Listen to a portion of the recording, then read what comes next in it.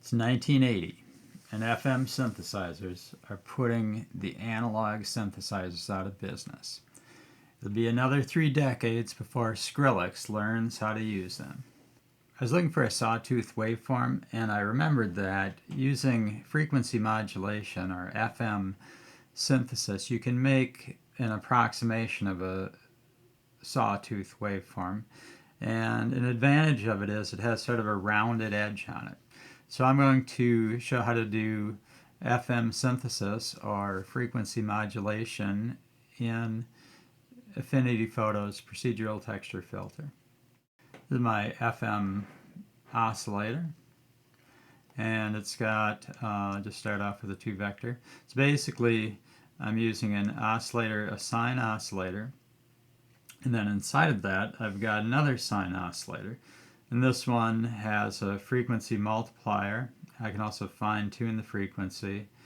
And then it also has an amplitude multiplier. Now, some people have argued this is really phase modulation because you're adding on, this is sort of like the phase, when you add something inside a oscillator, it's sort of like the phase of the oscillator.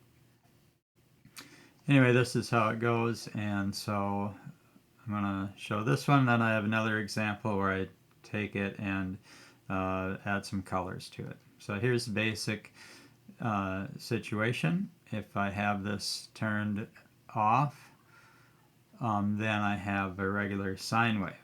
But if I set this to a frequency of 1, I've got this all the way up at 1, and then it's like my operator.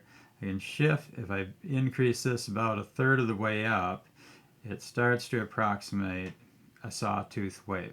Not great, but it'll do it. If I go further, it'll sort of turn into this pulse waveform. And then if I go even further, it's more like a pulse. And it goes like that.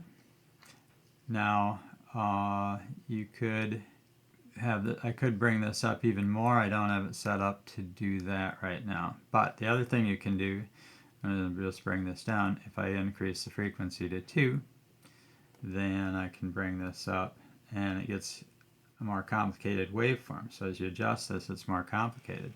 Also, if I start adjusting the fine frequency, do a fine adjustment on this, it's doing something strange. The waveforms are not all behaving the same way. So I want to see what's going on with those. So I'm going to zoom out a lot, and maybe I'll make this, increase the amplitude of this.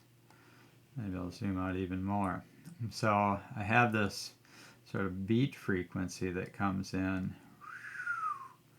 like that, and then it finally matches up, and then it goes out again. So that adds sort of in the audio world, that would add dissonance to the sound, but here we just see it as sort of I guess a complicated waveform. Okay, now I'm going to demonstrate an FM pattern in 2 dimensions. So I've got a gradient map here with a lot of different colors in it. And now I'm going to go and add my FM oscillators to this. So go to procedural texture, and here are my FM oscillators. I can zoom in and out, and right now my frequency is, my modulation frequency is set to 0, so I'm going to change that to 1, and then I can bring up the amplitude of that. When I do, everything starts shifting, so then I can shift it this way or that way. And then when I bring the fine frequency down, it does that until you get back down to where you started with.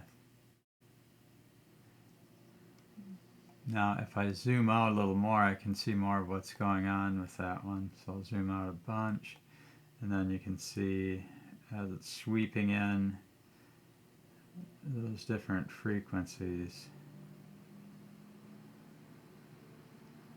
It's adding those distortions to the image. Okay. Now I bring up the oscillator frequency to 2, and it'll do more wild stuff. Okay. And I'm going to go in, I'm going to zoom in a little bit more so you can see it a little closer. Just leave it at 6 for now. Yeah, so this one is dividing it up into more sections. Here's the starting point, but now with a higher frequency. And then as you, I'm just going to leave it there. As you bring the frequency up, you'll add more and more sections to this, as it's adding more ripples into the overall waveform of this.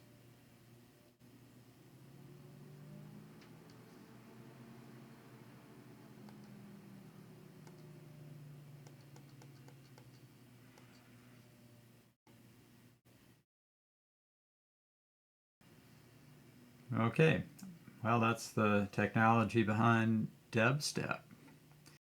All right, let me know if you have any comments or questions, and thanks for watching.